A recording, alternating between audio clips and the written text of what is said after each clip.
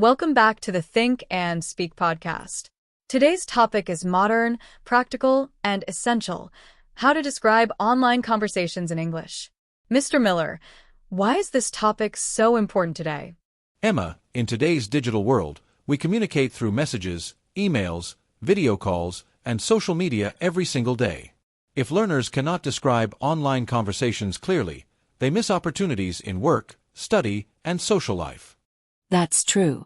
Many learners can talk about travel or hobbies, but when it comes to explaining a Zoom meeting, a WhatsApp chat, or a professional email exchange, they struggle with vocabulary and grammar. Exactly. Today, we'll teach our viewers how to describe online chats, explain misunderstandings, report messages using correct tenses, and express tone and emotion in digital communication. If you want to sound confident in business meetings, online classes, or social media conversations, this lesson is for you. Stay with us until the end. Practice with us, and transform the way you talk about digital communication. Stay with us until the end. Practice with us, and transform the way you talk about digital communication. Mr. Miller, let's begin with the basics. Many learners participate in online conversations every day, through messaging apps, social media platforms, emails, or virtual meetings, but they often struggle to describe these interactions clearly in English. For example, they might say, "We talked online," but that sounds too simple and vague. Could you explain how learners can describe online conversations more specifically? How can they use vocabulary related to texting, emailing, video calling, and commenting? Also, could you explain how to use the present simple, present continuous, and present perfect tenses when talking about digital communication? For example, how can learners say, "I've been chatting with a client," or "We're discussing the project on Zoom"? Please provide detailed grammar explanations, sentence structures, and modern examples so learners can describe online conversations accurately and confidently. Excellent question, Emma. In modern English, describing online conversations requires specific vocabulary and accurate tense usage. Instead of saying, "We talked online," learners should choose verbs that describe the platform and the type of interaction. Let's begin with specific verbs. Text: I texted my friend. Message: she messaged me on Instagram. Email: I emailed my professor. Video call: we had a video call. Comment: he commented on my post. Reply: she replied immediately. Forward: I forwarded the email. Now, let's look at present tenses. Present simple, for regular or habitual actions. I usually text my colleagues in the morning. We have weekly meetings on Zoom. Grammar rule: subject plus base verb, add s for third person singular. Present continuous, for actions happening now. I am chatting with a client right now. We are discussing the new marketing strategy. Grammar rule: subject plus am slash is slash are plus verb ing. This tense emphasizes temporary or ongoing actions. Present perfect, for experiences or recent actions connected to now. I have emailed the report. She has sent me the link. Grammar rule: subject plus have slash has plus past participle. Use this tense when the time is not specified but the result is important. Present perfect continuous, for ongoing actions that started in the past. I have been chatting with a client for 2 hours. Structure: subject plus have slash has been plus verb ing. This emphasizes duration. Example paragraph: today, I've been messaging my team about the new project. We're discussing the timeline on Slack, and I've already emailed the updated proposal to our manager. Normally, we have weekly Zoom meetings, but today we're communicating through chat. Notice the variety of verbs and tenses. Instead of vague language, we use precise digital vocabulary and appropriate grammar structures. To sound modern and fluent, learners should mention the platform, Zoom, email, chat, social media. Use accurate tenses. Include time expressions, right now, recently, for 2 hours, usually. By mastering these verbs and tenses, learners can describe online conversations clearly, professionally, and confidently. Mr. Miller, another difficulty learners face is explaining misunderstandings or tone in online conversations. Sometimes messages are unclear, or someone misunderstands a comment. How can learners describe these situations in English? Could you explain how to use reported speech, modal verbs, and phrases like he said that, she meant, I might have misunderstood, or it seemed rude? Also, how can learners describe tone in digital communication, such as formal, informal, sarcastic, or polite? Please provide grammar explanations and real-life examples so learners can confidently explain problems or misunderstandings in online communication. That's a very important topic, Emma. Online communication often lacks facial expressions and tone of voice, so misunderstandings happen easily. Learners must know how to describe these situations clearly. First, let's talk about reported speech. When we report what someone said, we often shift the tense. Direct speech. He said, I am busy. Reported speech. He said that he was busy. Grammar rule. Present simple, past simple. Present continuous, past continuous. Will, would. Example.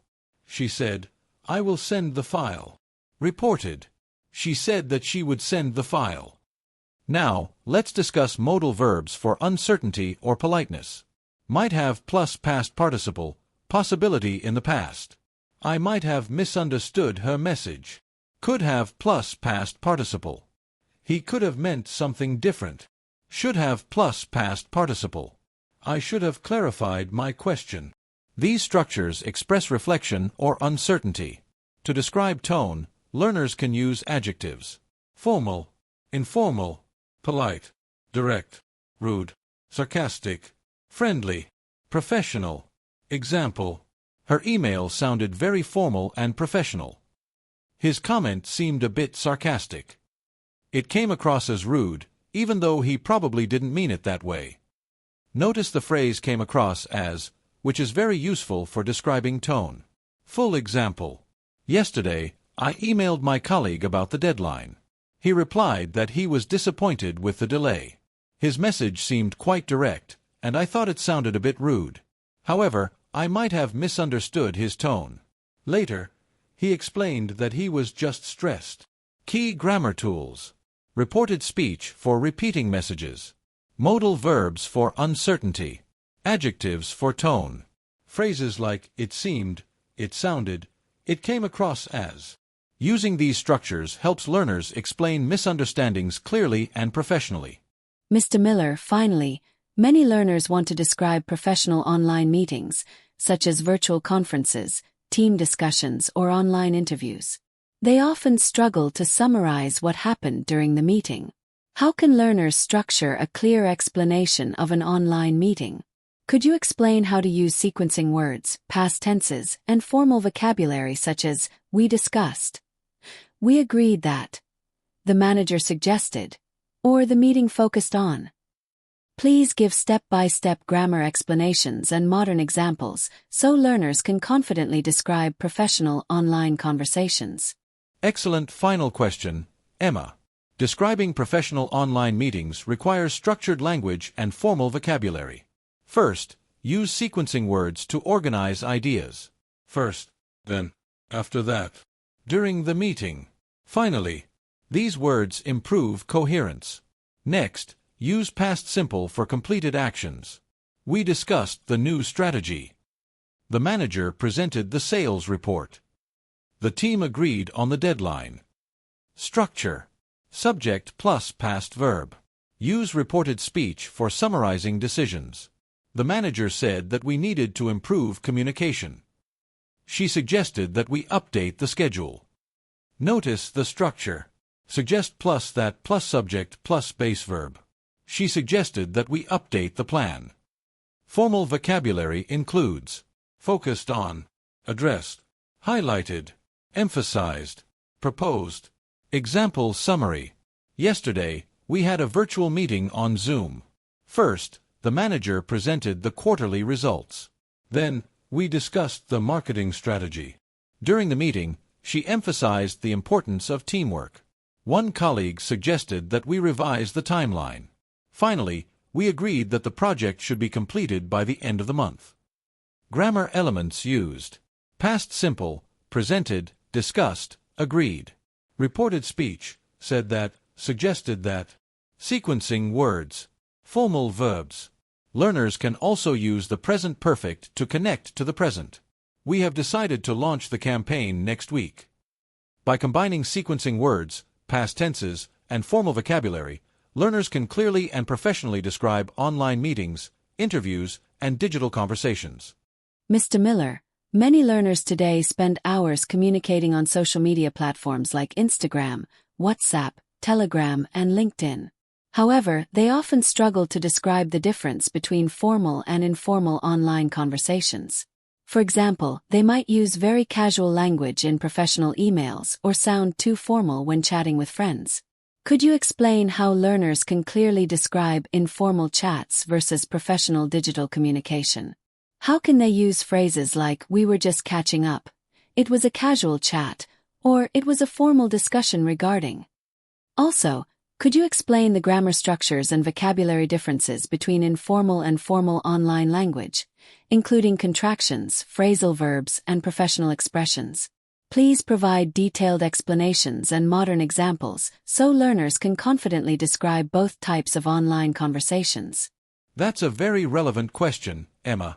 Understanding the difference between informal and formal online conversations is essential in modern communication.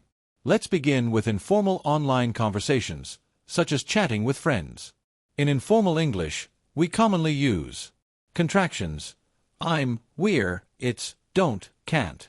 Phrasal verbs: catch up, hang out, check out, log in. Casual expressions: that's awesome, no worries, sounds good. Example: last night, we were just catching up on WhatsApp. We talked about work, shared some memes, and plan to hang out this weekend. Grammar note: past continuous, we're catching up, describes an ongoing action in the past. Phrasal verbs like catch up make speech sound natural. Now let's look at formal online communication, such as emails or LinkedIn messages. Formal language avoids contractions and slang. Instead, it uses complete forms: I am writing to inform you. Professional verbs: discuss, confirm, request, appreciate. Structured phrases: it was a formal discussion regarding the new policy. Example: yesterday, we had a formal discussion regarding the upcoming project deadline. The manager emphasized the importance of clear communication. Grammar differences: formal English often uses complex sentences. Passive voice is common. The proposal was reviewed during the meeting. Reported speech is frequently used. She stated that the deadline would be extended. Compare. Informal: we were just chatting about the project. Formal: we were discussing the project requirements in detail. Key differences: informal equals contractions, phrasal verbs, simple vocabulary. Formal equals full forms, precise vocabulary, structured expressions. Learners should adjust tone based on context. With friends, casual language builds connection. In professional settings, formal vocabulary builds credibility. Mastering this distinction allows learners to describe any online conversation clearly and appropriately.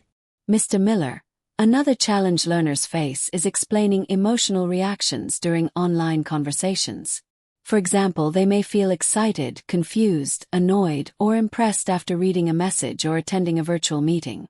However, they often repeat simple adjectives like happy or angry. How can learners describe their emotions in a more advanced and natural way when talking about online interactions? Could you explain how to use adjectives, adverbs, and expressions such as I was thrilled, I felt frustrated, it was incredibly inspiring, or I was slightly confused by?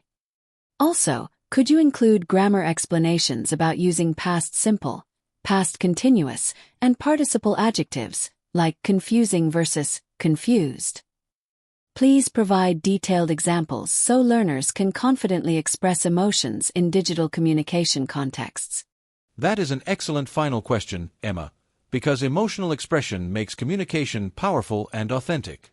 First, learners need stronger adjectives to describe emotions. Instead of happy, use thrilled, delighted, excited, pleased. Instead of angry, use frustrated, annoyed, irritated, upset. Instead of confused, use puzzled, uncertain, Unclear. Now let's discuss grammar structures.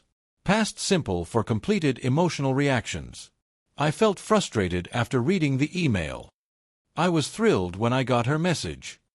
Structure. Subject plus was slash were plus adjective. Subject plus felt plus adjective. Past continuous for emotions during an ongoing action. I was feeling nervous while waiting for his reply. I was getting annoyed as the meeting continued. Structure. Subject plus was slash were plus verb ing. Participle adjectives, ed versus ing. Confused describes how a person feels. I was confused by his message. Confusing describes the thing that causes the feeling. His message was confusing. Compare. The instructions were confusing, so I felt confused. Now let's add adverbs for intensity. Extremely, slightly, incredibly, surprisingly, deeply. Examples. I was extremely impressed by her presentation. I felt slightly confused about the instructions. The webinar was incredibly inspiring. Full example. Yesterday, I attended an online conference. At first, I was slightly confused because the speaker was talking very quickly. However, as the session continued, I became more engaged. By the end of the presentation, I was truly inspired. The discussion was incredibly motivating, and I felt excited about applying the ideas to my own work. Notice. Past simple for completed reactions. Comparative structure, more engaged. Strong adjectives and adverbs. Clear cause and effect relationships. By expanding emotional vocabulary and mastering participle adjectives and past tenses, learners can describe their online conversations in a vivid, professional, and emotionally expressive way. Mr. Miller, many learners also participate in group chats and online forums where multiple people are involved in the same conversation. They often find it difficult to explain who said what, how the discussion developed, and how opinions changed over time. For example, they may say, "We talked in a group," but that does not clearly describe the interaction. Could you explain how learners can describe group online conversations using reported speech, sequencing words, and reference expressions such as "several people mentioned that," "one participant argued that," or "the discussion gradually shifted to"? Additionally, how can learners use linking words and discourse markers to make their explanation coherent and structured? Please provide detailed grammar explanations and modern examples so learners can confidently describe complex group conversations online. That is an excellent and advanced question, Emma. Describing group online conversations requires clarity, structure, and precise grammar. First, learners should use specific reference expressions instead of vague phrases like, "we talked." For example, several participants mentioned that the deadline was unrealistic. One member argued that we should postpone the launch. Another colleague pointed out that the budget was limited. Notice the use of reported speech. Structure, subject plus reporting verb, past, plus that plus clause. Example, direct speech, "The deadline is too short." Reported, "He said that the deadline was too short." Tense shift rule. Present simple, past simple. Will, would, can, could. Next, use sequencing words to show how the discussion developed. First, initially, then, as the conversation progressed, eventually, finally. Example, at first, the team focused on the marketing strategy. Then, the discussion shifted to financial concerns. Eventually, we agreed to revise the timeline. Notice the phrase "shifted to," which describes a change in topic. Learners should also use discourse markers to connect ideas. However, on the other hand, in addition, as a result, therefore. Example paragraph.